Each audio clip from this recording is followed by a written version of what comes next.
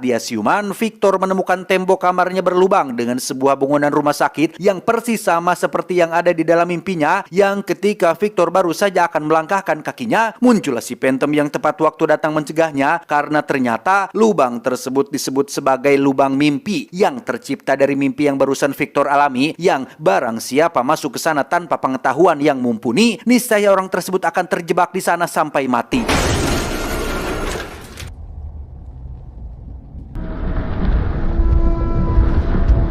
Keesokan paginya Victor diminta untuk keluar. Ia akan dites apakah dirinya punya kekuatan yang di luar nalar, karena setiap orang yang ada di sini rata-rata punya kekuatan istimewa. Contohnya Fly yang bisa menyembuhkan luka, Astronomer yang bisa menggambar peta dunia koma, Spirit yang mampu mendeteksi keberadaan Reaper di sekitarnya, dan Phantom sendiri punya kekuatan fisik di atas rata-rata.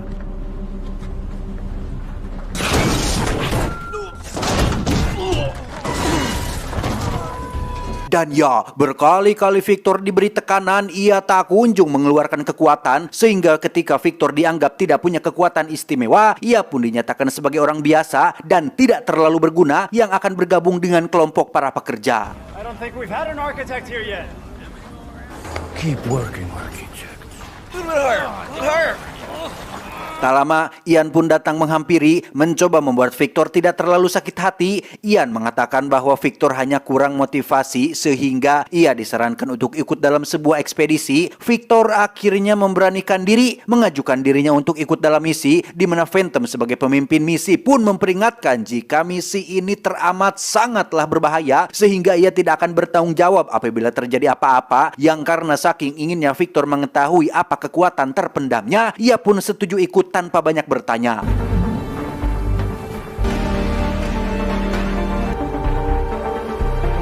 Ekspedisi ini sendiri bertujuan untuk mencari bahan peledak yang memang sangat dibutuhkan untuk tetap melindungi kelompok mereka dari para Reapers yang sering datang mendadak. Kita bisa lihat bahwa ada beberapa jembatan yang menghubungkan markas ini dengan tempat lain, sehingga untuk mencegah para Reapers masuk tanpa izin, mereka biasanya menghancurkan jembatan tersebut menggunakan bahan peledak berlusin-lusin, yang karena ini adalah dunia koma dan jembatan tersebut akan pulih sendiri seperti baru dibikin, maka perlu stok bahan peledak yang sangat banyak untuk tetap menjaga keamanan dan tetap terhindar dari adrenalin.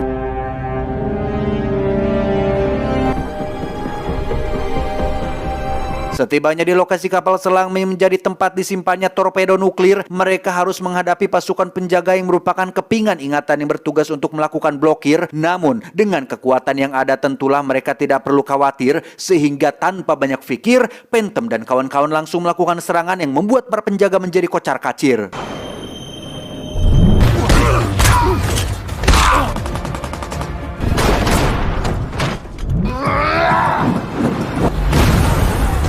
Setelah berhasil melumpuhkan para penjaga, mereka semua langsung masuk ke dalam untuk mengambil bahan peledak yang ada, di mana Spirit yang bisa mendeteksi kemunculan para Reapers pun langsung merasakan adanya sinyal bahaya, sehingga mereka harus bergerak cepat sebelum Reapers tiba di sana.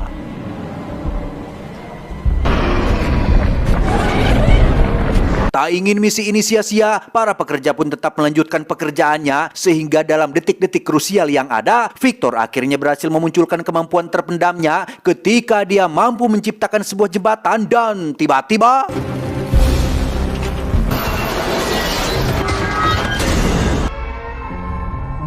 setibanya pulang kembali ke markas, Victor mendapat pujian dari Ian termasuk dari seluruh anggota tim yang juga sama-sama sudah bekerja keras. Mendengar jika Victor bisa menciptakan jembatan hanya dengan menggunakan kekuatan pikiran, Ian tiba-tiba terfikir sebuah gagasan yang mungkin akan menjadi solusi untuk mereka bisa selalu tetap aman, yaitu menciptakan sebuah kota atau bangunan yang tidak memiliki jembatan, tidak terhubung dengan tempat lain yang memungkinkan para Reapers datang gerombolan, sehingga persis seperti yang Ian ramalkan, Victor adalah orang terpilih yang datang dengan membawa sebuah harapan.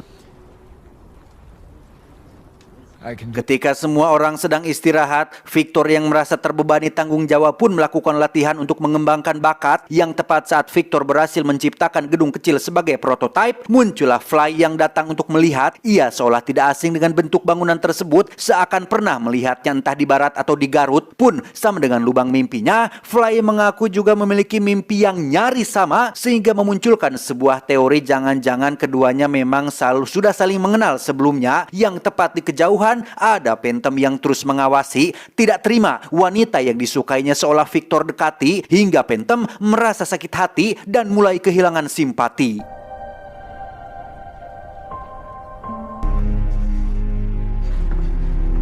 Keesokan harinya, Ian dan semua penyintas pun berbondong-bondong pergi ke lokasi yang akan menjadi tempat dibangunnya kota baru, di mana hal tak terduga terjadi ketika para Reapers muncul untuk memburu, yang ternyata semua ini adalah ulah dari si Phantom yang termakan api cemburu, yang menggunakan sensor pemicu untuk mengundang para serdadu. Alih-alih hanya mencelakai Victor, insiden ini justru malah mencelakai banyak orang akibat dari tindakannya yang teledor.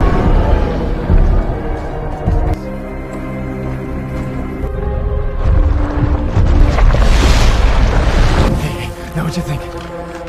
Dan ya, tangan kiri Phantom pun berubah menjadi seperti Reapers, yang ternyata luka pada tangannya mengalami infeksi dan perlahan merubahnya menjadi sosok monster, yang karena semuanya sudah terlanjur, Phantom pun memilih untuk kabur karena tidak mungkin bisa untuk kembali ikut dan berbaur.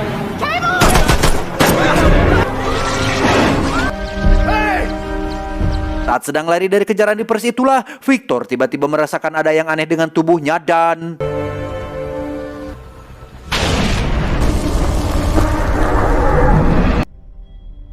Ya, untuk pertama kalinya Victor terbangun dari koma dan hal pertama yang ia lihat adalah foto-foto Mesir kuno yang terpajang di dinding. Ingatannya pun kembali normal meski masih buffering. Ia mulai bisa mengingat siapa dirinya sebelum terbaring, termasuk kejadian terakhir sebelum koma dan berada dalam situasi genting.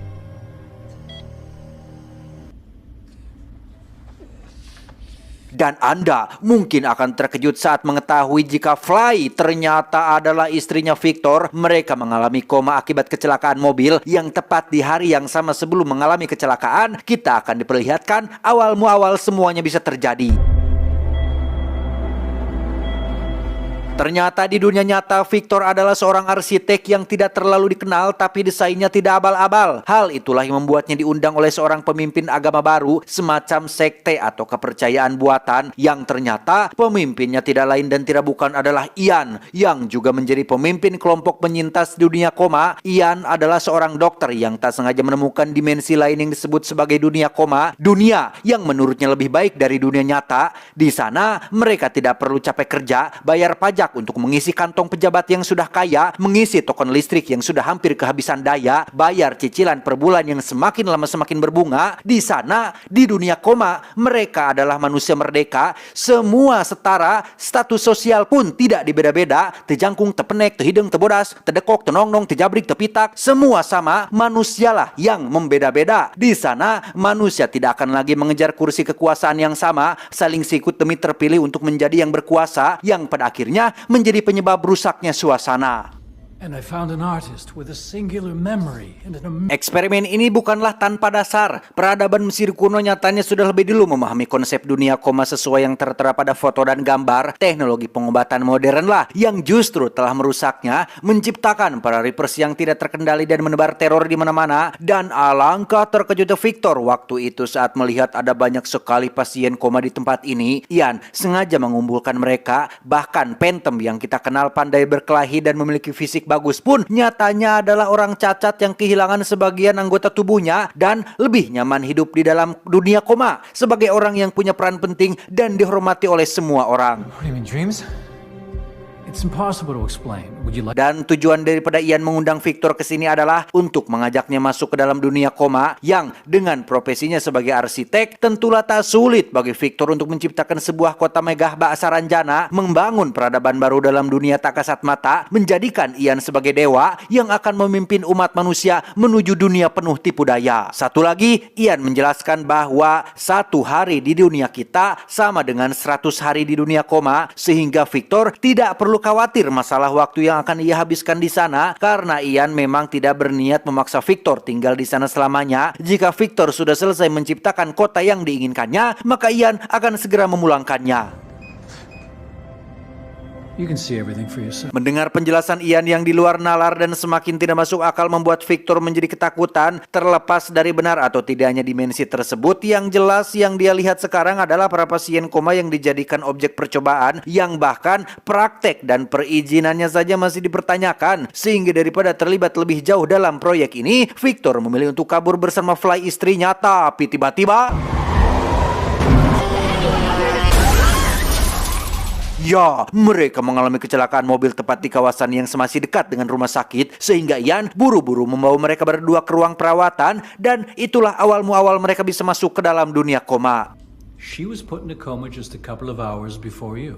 Setelah mengingat semuanya, Victor pun melihat ke arah Fly istrinya yang masih terbaring koma. Ian yang baru siuman pun menjelaskan bahwa Fly dimasukkan ke dalam keadaan koma beberapa jam sebelum Victor, tapi baginya sudah berbulan-bulan, sehingga itulah alasan kenapa Fly ada di sana lebih dulu. Her brain is dead.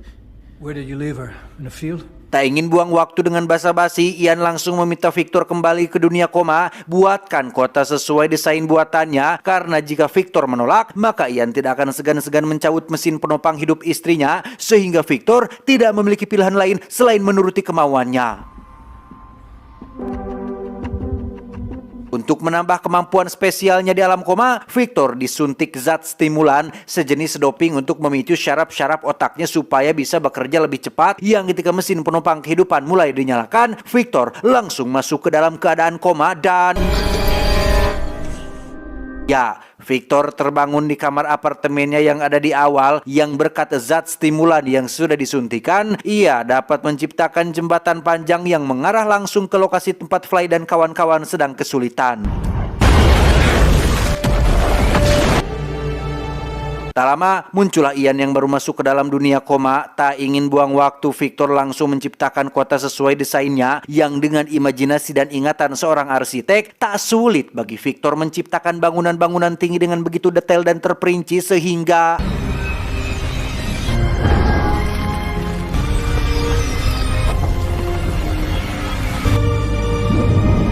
setelah kota goib selesai dibuat, kini Ian mulai menunjukkan watak aslinya ketika dia tidak bisa membiarkan satu pun dari mereka semua tetap hidup. Semua yang ada di sini adalah saksi. Saksi yang suatu hari nanti bisa saja buka mulut dan menjadi benci. Sehingga sebelum masuk ke dalam dunia koma, Ian rupa-rupanya sudah menyuruh anak buahnya untuk mematikan alat penopang kehidupan mereka semua. Sehingga tinggal menunggu waktu saja siapa yang akan duluan menemui ajalnya.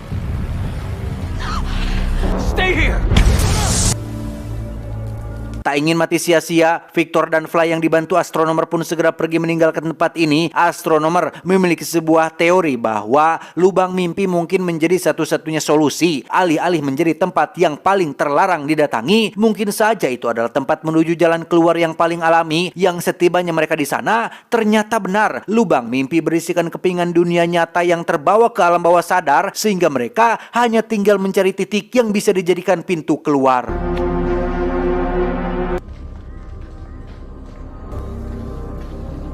Tibalah mereka di lokasi yang mirip seperti bangunan Mesir, persis seperti foto-foto peradaban Mesir kuno yang menjadi objek atau sesuatu yang pertama kali lihat Victor sebelum dan sesudah masuk ke dunia koma, sehingga bisa disimpulkan jika inilah pintu keluarnya. Inilah satu-satunya cara Victor bisa bangun sendiri dari keadaan komanya. Namun masalahnya, tepat saat si astronomer lenyap, muncullah Ian yang datang menyusul sehingga... Of course you got it right. Victor dan Ian sempat adu kemampuan, namun Ian yang dosis stimulannya lebih tinggi pun dengan mudah bisa menghancurkan setiap kreasi yang Victor ciptakan. Yang tepat saat Ian akan membunuhnya, tiba-tiba... ya, muncullah sosok Reapers yang ternyata adalah Phantom. Meski bentuknya sudah beda, tapi ingatannya masih tetap sama, sehingga Victor dan Fly pun bisa kembali masuk ke tubuh aslinya dan melanjutkan hidupnya di dunia nyata.